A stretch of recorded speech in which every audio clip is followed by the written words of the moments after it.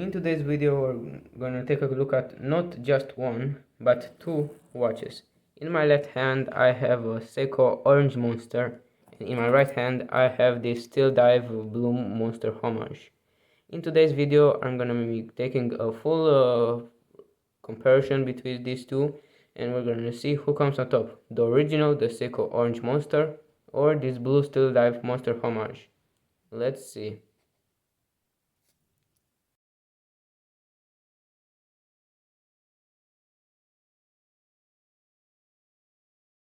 Hello everyone and welcome to the channel. Today we're going to be taking a quick look at two different watches, this Seiko Orange Monster and its homage, this Steeldive.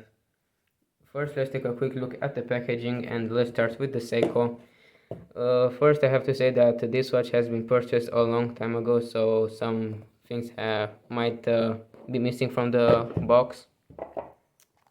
For example, the pillow. I think there was also a pillow here when it was bought. Here we have an instruction manual,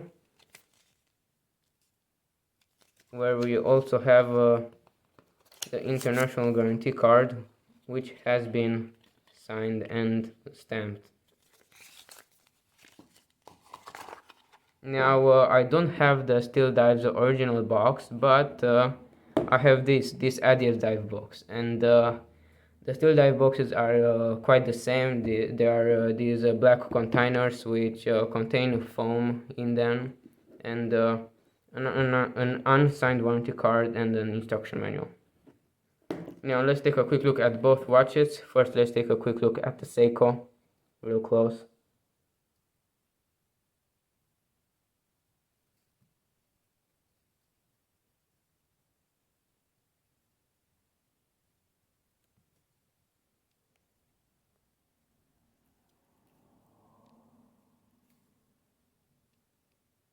And now the Steeldive.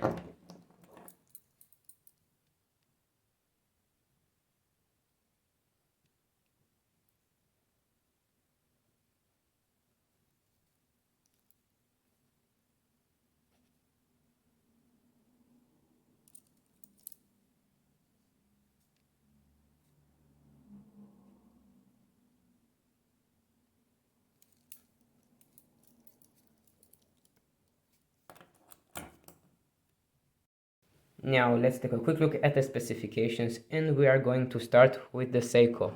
Starting with the diameter, which is at a monstrous 44.4 millimeters. The thickness is a reasonable 13.2 millimeters. The lug to lug is 47.4, and the lug width is 20 millimeters. And together with this screw down crown and the screw down case back, this watch is a certificated diver, which has a water resistance of 200 meters. The crystal is a single domed hard Lex crystal.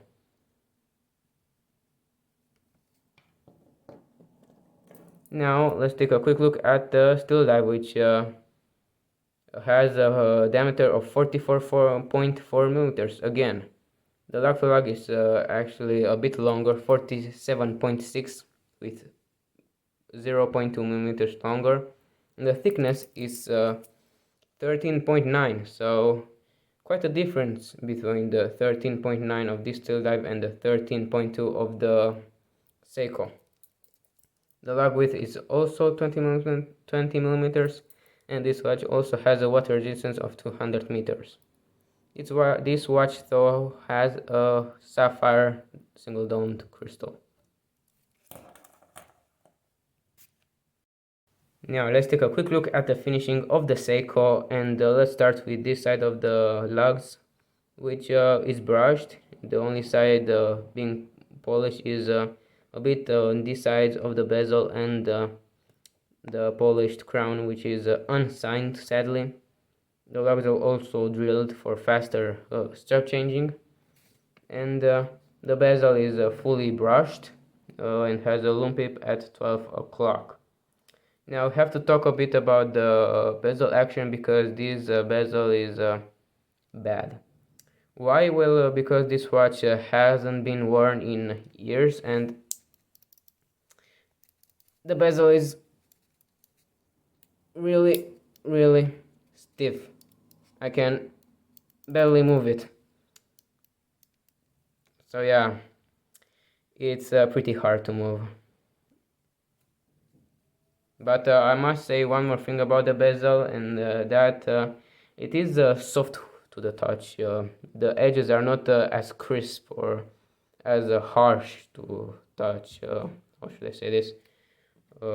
Like there's on the Steeldive watch. It is a lot more softer, and yeah, it just feels better when you rub it with your finger.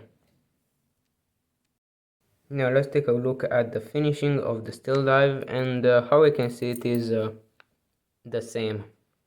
The drills are also drilled, and yeah, it's the same finishing on both watches. The only difference being the crown, which is also signed. Can I zoom in? No, it is signed with the Steeldive logo, and it also has a different finishing to it, making it more grippy and just more nicely to operate. And the bezel action, it feels awesome, honestly. Really easy to twist. And the alignment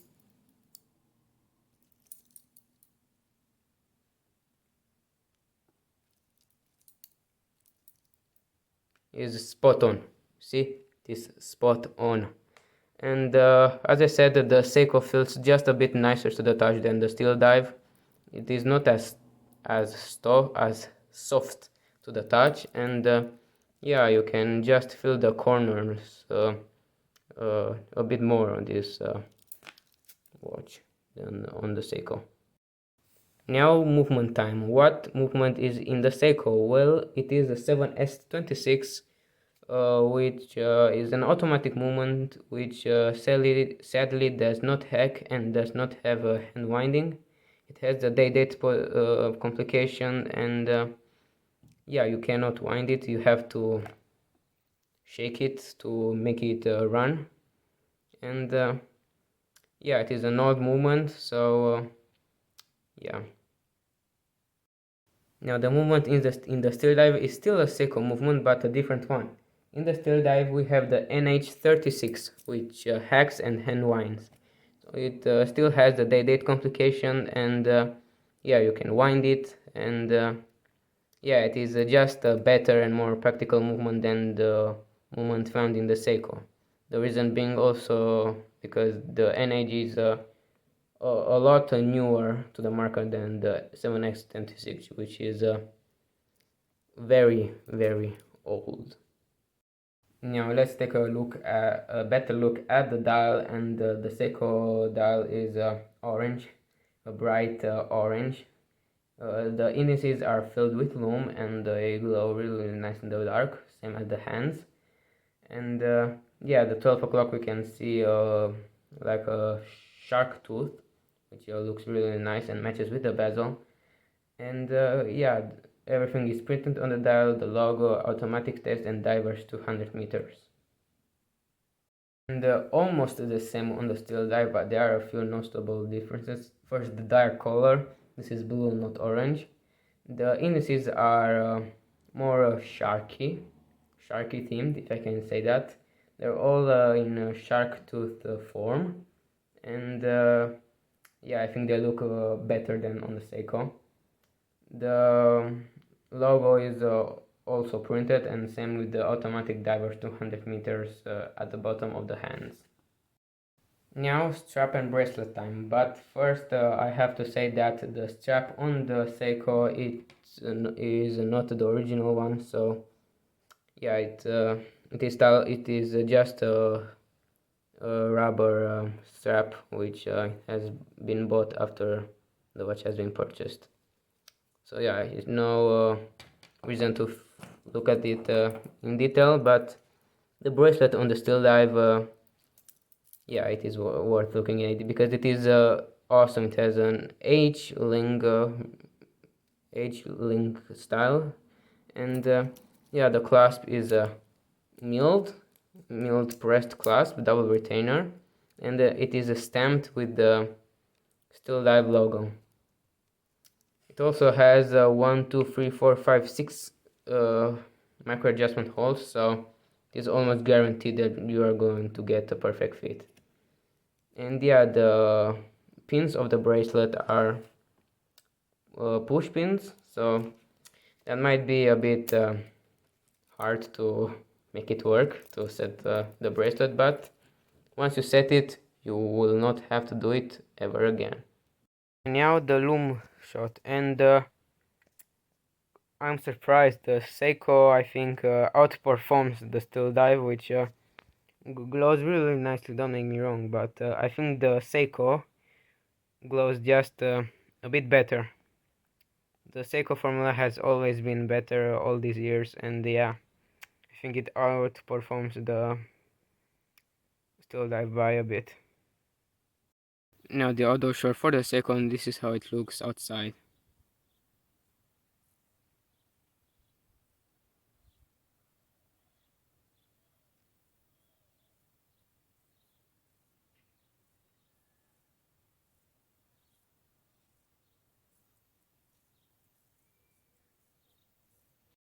And now for the Steeldive.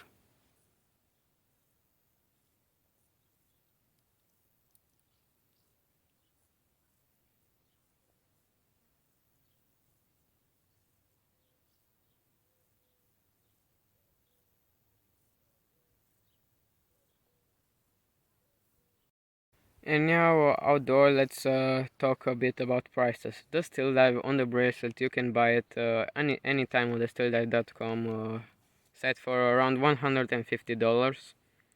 And the prices for the Seiko Monster varies because as you all know, the watch isn't produced anymore, so you have to buy it second hand. And on eBay, I found it between $300 and $1,000. Thinking it depends on how many original parts does it have, the condition, of course, the box, and the bracelet, and so on. Personally, I like both watches, but for me, they are a bit too large. This is why I haven't purchased one. And yeah, I like both watches. I just like them both equally. But if we have to talk about the quality standpoint, I think that the Steeldive, the homage, outperforms the Seiko with the crystal, with the indices. I like them a lot. The packaging, and yeah, it also has that nice bracelet, and you can buy it at any time for a much more reasonable price. Also, let's not forget the movement, which is also better than in the original Seiko. So yeah, personally, I think the homage would be a better choice for who wants to buy one of the two. And yeah, feel free to share your opinion in the comments, and thank you for watching, and I'll see you in the next review.